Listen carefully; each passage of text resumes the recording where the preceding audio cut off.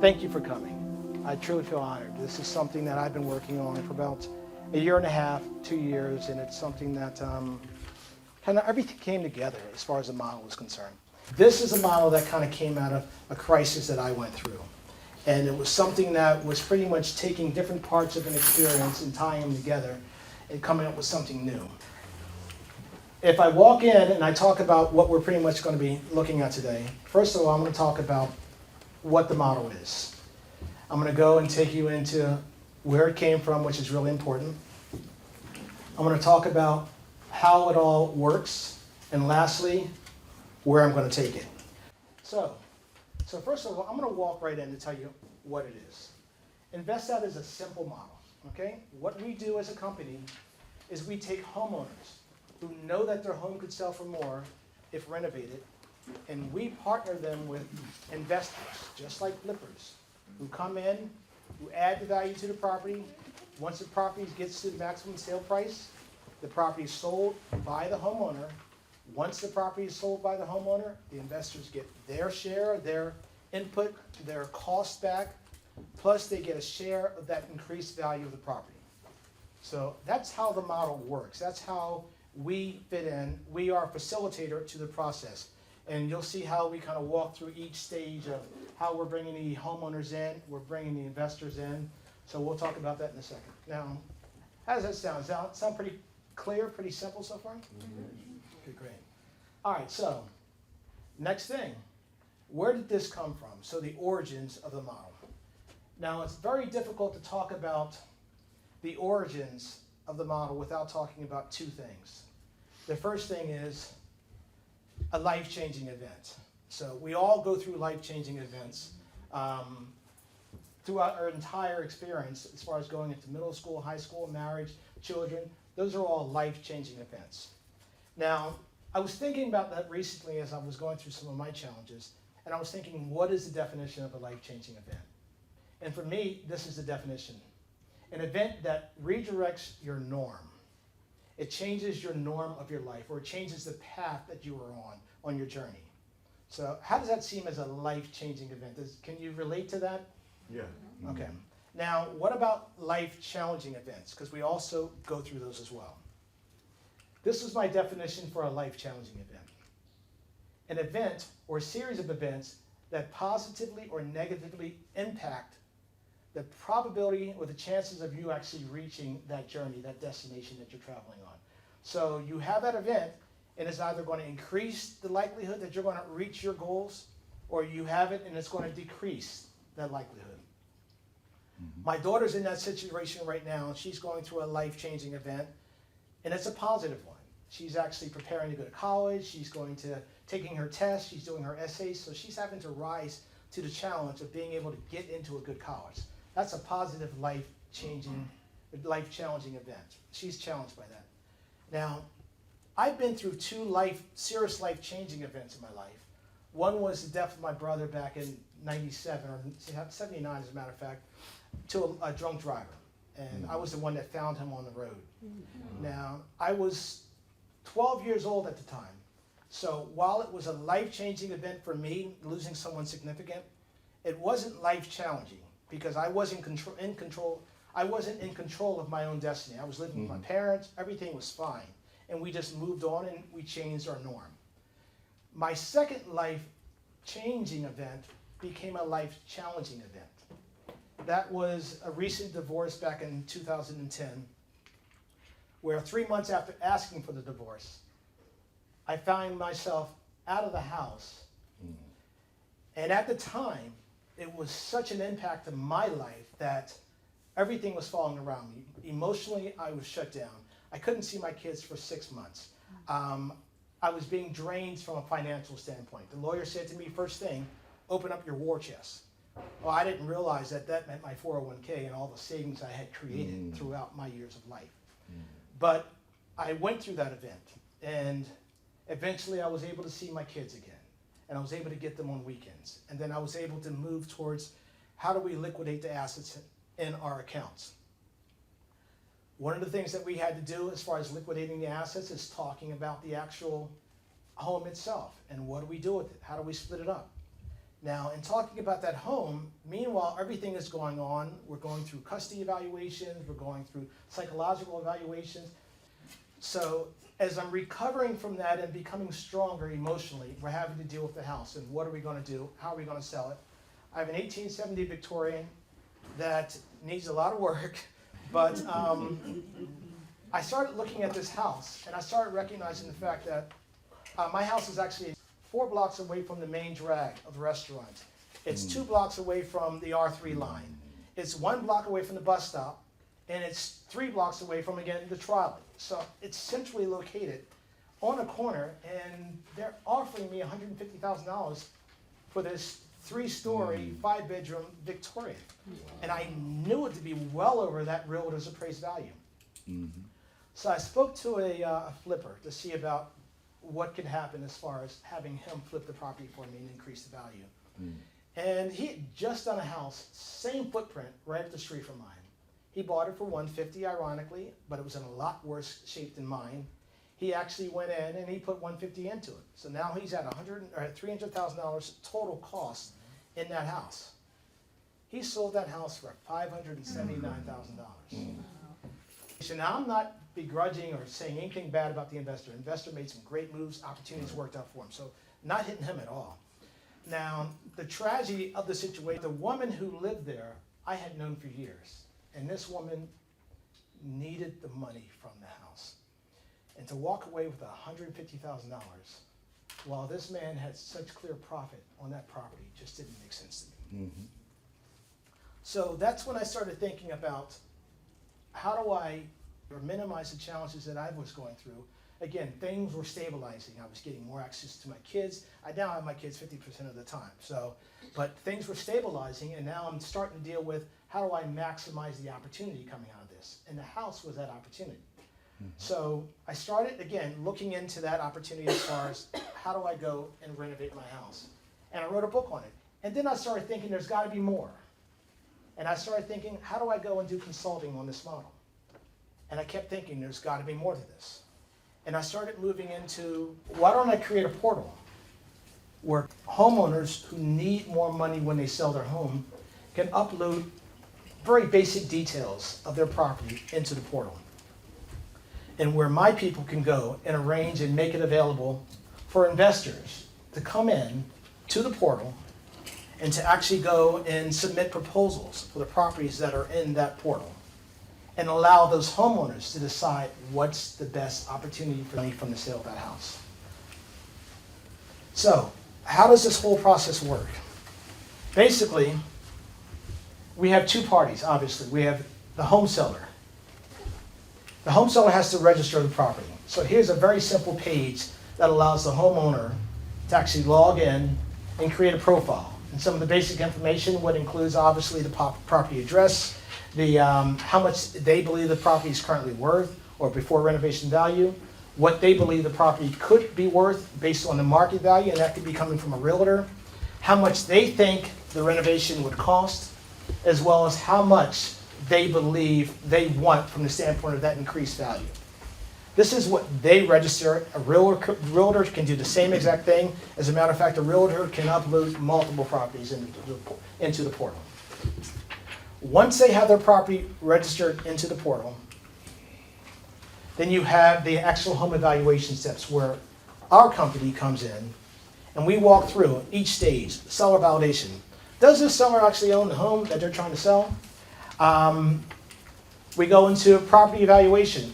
What are the bones like on this property? Is it a good property? What renovation requirements exist for this particular property?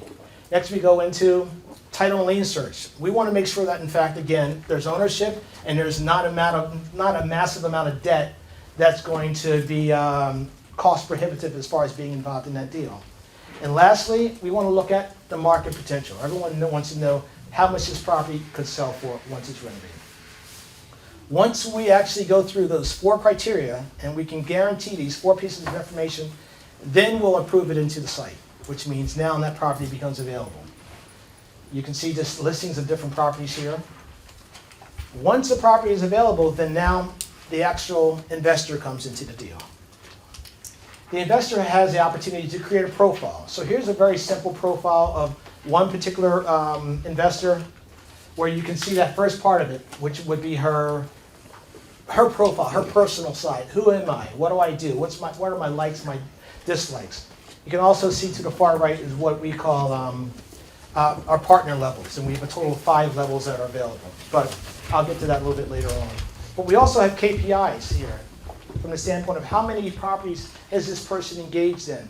What were the homeowner satisfaction ratings? So the actual homeowner who just went through this process with this investor can say, you know, great job, I love what he did, or no, I didn't get the value. They can rate because it's all about how well you're doing. So they get an opportunity to be able to go and review that property. We also as a company review because we want to make sure that we have qualified people who are going to be doing the renovations.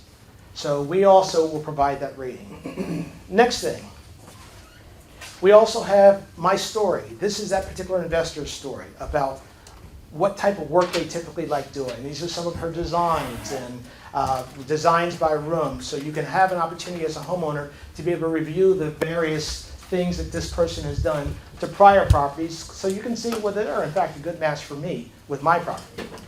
Next, we have the vision. See, I believe that everybody has a vision and a certain skill, a certain talent. I mean, we're all born with that, and we all have adaptations that take us to make us better in our certain areas.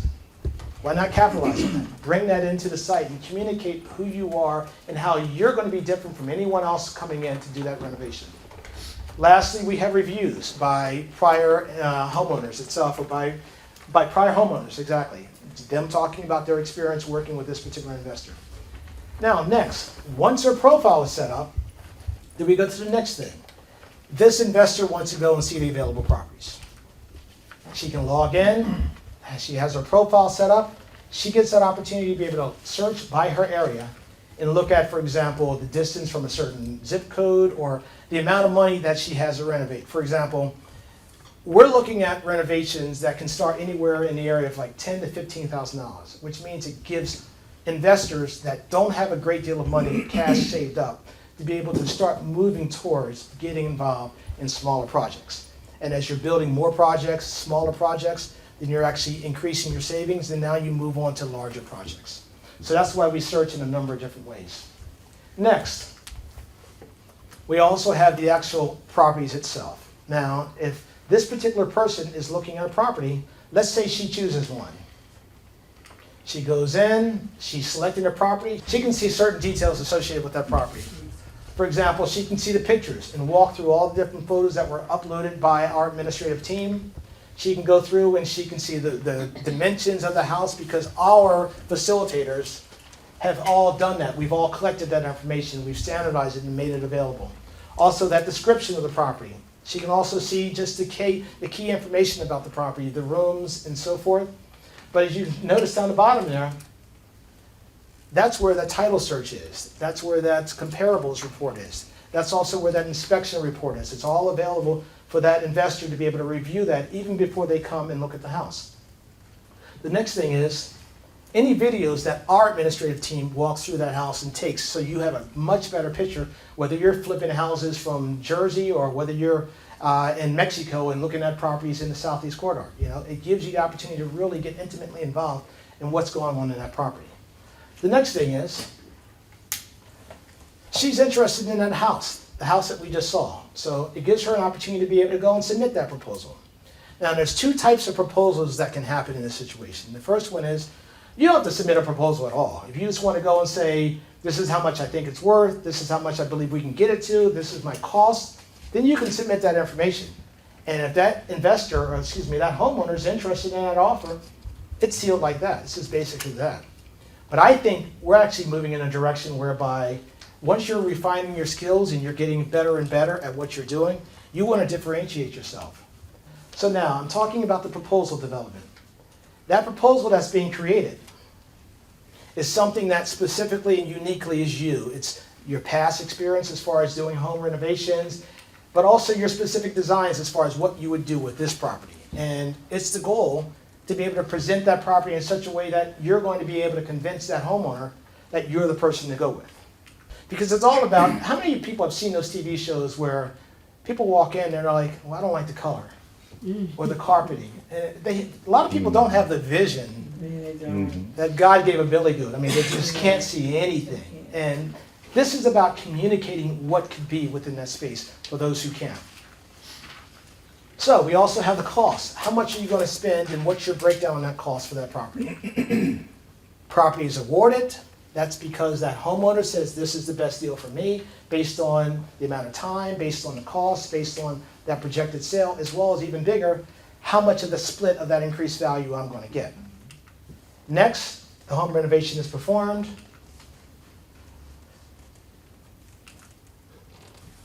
You've won the deal, you've got your profit back out of it, you go and you celebrate your wins. The whole goal is to be able to build a larger team. Once you've done that one property, now you have your profit back, you're investing your profit back into more homes, which means you build your team, you celebrate your wins, you refine and systemize your approach. So it's all about a process. Now, the one thing I want to tell you about next is, we know that it's difficult to get there from the standpoint of being able to get involved in something like that. And we want to make sure that there's a training roadmap that we're supporting you on within this whole process as well.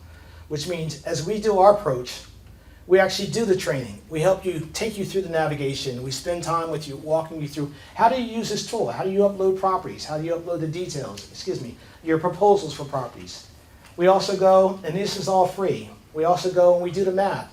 We walk you through so you can really understand what the math is on these. Where are you making your money from? Where is it coming out?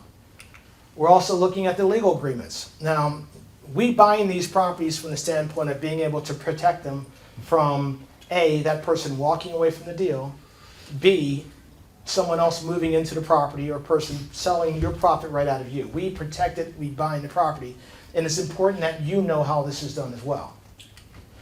Lastly, we also do the niche markets. Again, my situation was a divorce. But there are roughly $160,000 people, couples that divorce every year.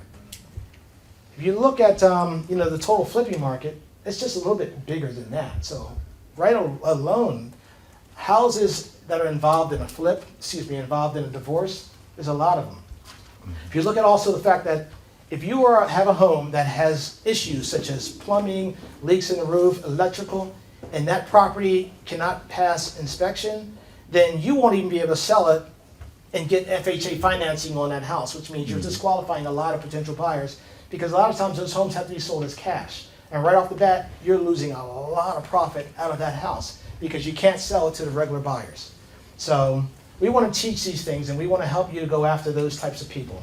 Now, self-source. You should be able to, if you know people, you should be able to bring the properties into the system itself so that you're not having to go, and you can look at the properties that are there, but you can also have your own properties.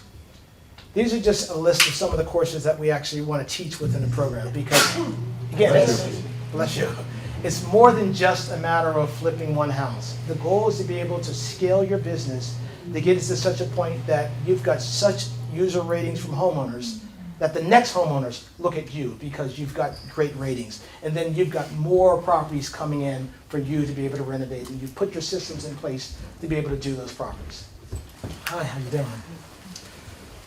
The numbers. So let's say one common example. This is an example that I was just talking about with a friend of mine, where he had a house. He was able to buy that house. The home cost was $115,000. He went in at $65,000 in repairs. Okay? So total cost so far, we're about $180,000 total cost for that home. Now he made out well with this property. When he actually sold it, it's $320,000. 180 total cost, which means he made $140,000.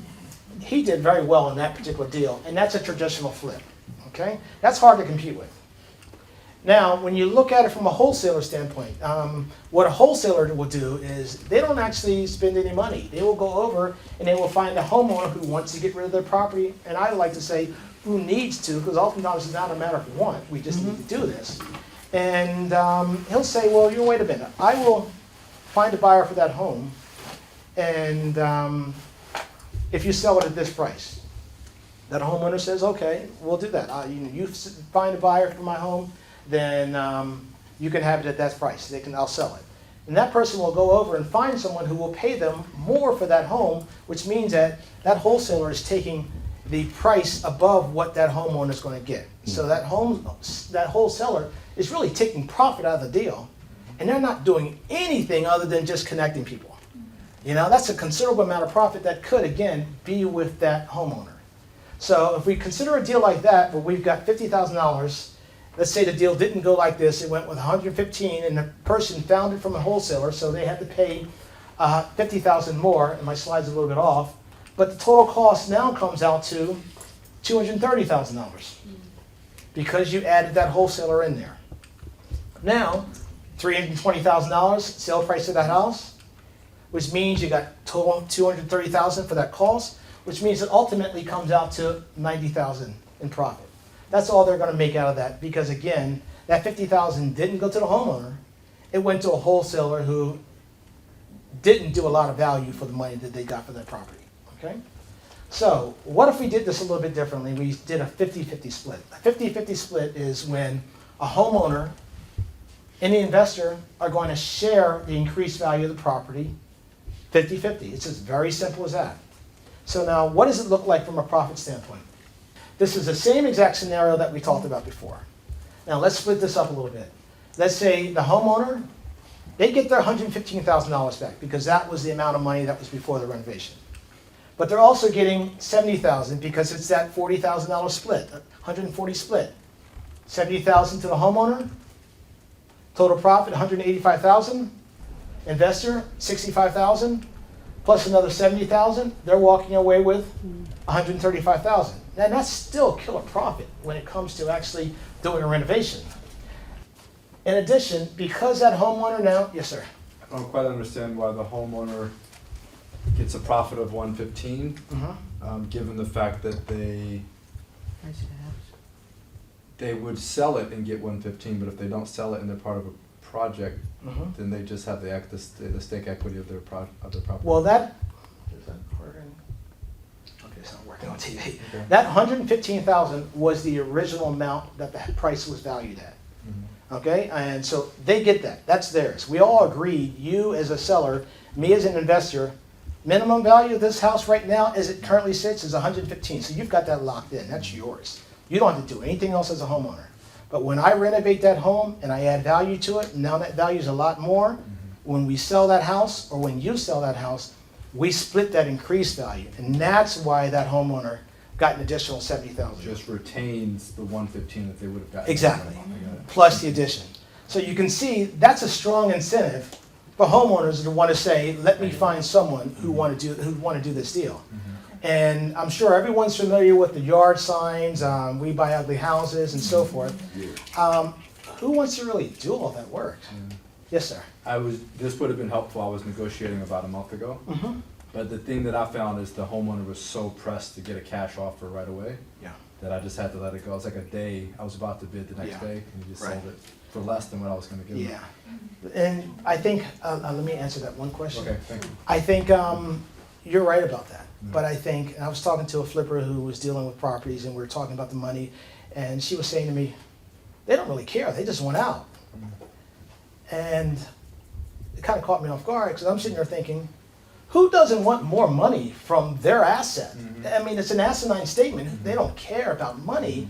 It's just a matter of they don't know that there's any other option. Because if they knew there was another option, then they would have planned that 6 months earlier, which means you would have been in a better situation 6 months earlier. But when you're going through a situation and you just have to liquidate, you really want to divest yourself from it and move on with your life. And sometimes just shedding everything that you've got and trying to rebuild is the only way you can do it. Here's another deal. Now this is a 60-40 split. So we still have that same $140,000 that we talked about. But now we're talking about that homeowner getting their original $115,000 back, the value of their home, plus they're also getting $56,000. They're getting a lot less because that was the way the deal worked. See, it's all a matter of how much work does this house need? And it's really market driven because you're going to have some renovators or investors that are going to come in and say, I've got a team together, I can do that very easily. I've got guys that are great with drywall and this and that. And you've got other teams that say it's going to be more difficult for me to find those types of resources. So depending on how your team is structured from the standpoint of being an investor, will determine how much you're willing to give as far as that percentage is concerned back to the homeowner. It's all a negotiating point, okay? In this situation, that homeowner walked away with $171,000, whereas in another situation, now the investor's walking away with that original 65 plus another 84,000. So increase the amount of money that they were making from that property, okay? What would be a nuance that would make a homeowner go for that particular circumstance? Foreclosures, tax notice, Yeah. summation market. Yeah. If they're in trouble. Because they're losing money. Yeah, and I also like to say there's three primary criteria on that as well. It's the emotion involved with the property. It's also the structure. How many people are involved in ownership in this house? Do I have to get my mom, my grandmother to sign off on a deed? So how many people are involved in it? And another thing is, what is that financial need? If you've got a real financial need, then you're going to hang in there and try to get as much as you can. Now, where are we going with this? How many of you are familiar with a concept called triple bottom line investing or triple bottom line sustainability? Okay, great. We believe we have a tremendous platform here to be a triple bottom line business.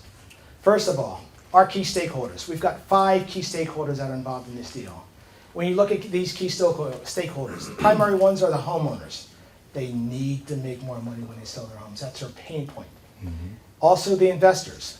A, they have a hard time finding properties. You're always seeing these signs up and around town. B, the amount of work that goes into finding those properties is extensive. We also have a situation with, if you want to go and scale a business and move from 1 property to 5 properties to 10 properties a month or a quarter, then think about how much money you have to have in the pipeline for just purchasing those properties and how much you need to have in place just to be able to go in, do the renovation, and then they're holding out for 6 months until the property sells. That's a lot of liquidity that's tied up in just the ownership of the property, whereas if you didn't have it tied up there, you can actually go through and renovate more properties. And with your positive ratings from the standpoint of your feedback from the company, from the homeowners itself, you being positioned well, you're going to find more homeowners coming to you because it's easier to work with you than it is any other way. And they can make more money. So that's what we're talking about from the standpoint of this particular piece. Here, I'm looking at the homeowners. Challenge with the homeowners is that $38,000 is the amount of money that's the deficit for the average retired family between being able to live and not having enough to live on each year. There's a tremendous gap from the standpoint of our savings, our 401ks, because think about it, we don't really get pensions anymore. So we're stuck with 401ks and whatever we can build, and quite often we can't build it at all. So there's a huge gap there. Homeowners make more money. Second, when you look at the investors, there were 220,000 homes flipped last year by 138,000 companies or entities. That's about 1.5 home per entity, which means there's not a lot of total homes on the market. So you're hearing all this stuff about Thad Merrill and everybody else doing flipping. There's not a lot of homes out there that's good inventory as far as the flip is concerned. We're looking at a market that's in the area of 5.4 million homes that were residentially sold last year. And when you think about the fact that 44% of all homes have to go through some type of repair in order to be able to pass through the inspection for the sale of the property, there's a lot of fruit there. There's a lot of opportunity for homes that really need to have some type of work. So, but let me move to the next one very quickly. Realtors. 87% of all realtors, new ones, fail within the first 5 years. It's hard to break in when all these other homeowners are tied up with an existing realtor that they know. Realtors fail. Also, when it comes to workers, when we look at our stakeholders, we also have realtors. There's a secondary stakeholders. Also the workers. We are interested and we do care about the opportunities of the workers itself. So when you're talking about formerly incarcerated, only 7% of the folks who have been incarcerated who go through this program, one program incidentally in Texas for entrepreneurship and learn how to be entrepreneurs, actually return back to prison, because they're now given opportunities that allow them to be able to invest in themselves. So there's opportunity there from the standpoint of the workers and bringing them into it. Community. 20% of the communities, this looks back at 2000, 20% of low-income communities across the country were gentrified. Now, when you talk about that gentrification taking place across 2000 of the decade, 60% of the residents that were there lower income stayed in those communities. So gentrification isn't necessarily a matter of just breaking the community apart. There's a good mix that's taking place in these communities. I'm going to try and move a little bit more quickly so we can move through. Second, we talk about profit. That's that second leg of the stool. We're talking about an opportunity to grow our business from the standpoint of stratifying. I talked about, for example, divorces. There are estate plans. There's a whole lot of different reasons as to why people have life-changing events and sell their homes. So there's different markets out there. But what about if you had an opportunity to be able to go and work with a class or a group of workers that were skilled and that you can tap into and that you can leverage those workers in Texas or in California, and you can actually go and find the properties because there's so much detail online that you can really become an international flipper. It's that scalable from the standpoint the properties are right there, and we're doing all the work from the standpoint of making the properties available to you. So that's just one thing that we're working with from the standpoint of profit. When it comes to the planet, I believe that what you have happening right now are a lot of flippers who are going into houses and putting in the cheapest inputs possible, especially in our communities, which means that those communities are going to be in 5, 7, 10 years falling apart again because the material inputs that are going in there are not valued, they're not thought of. So we want to work with that. We want to make sure also that we're adding in inputs. For example, I have a house, again, 1870s. When I turn on the water on the second floor, it takes 15 minutes for that water to get hot. Think about all that waste of all that water as I'm waiting for it to get hot because it's got to travel all the way up. Whereas if you're going in there and putting instant water heaters and you're getting that instantaneous hit of hot water, then that's an opportunity right there to be able to cut down on the cost A of water and B, the usage. So there's a lot of opportunities even from the standpoint of that. Ultimately, this is what I'm trying to create. I'm trying to create an organization that feels dignity. We respect everyone who's involved, that we are striving for a win-win solution, because I think that's what it's all about. An organization that you really feel energized when you come in. You want to be involved. You get excited. One that you also feel challenged by, that you grow. You always have to continue to grow. This is the kind of organization, and this was a John Maxwell quote that I really liked that stuck with me from the standpoint of the fact that when you're in this system, it seems like everything in the world is trying to grind you down. It would be nice to be connected with something that's uplifting, something that wants to take you, and something that believes in your dreams. That's what we're all about, and that's what we're trying to create as an organization. So thank you for your time, and I would appreciate any questions you may have.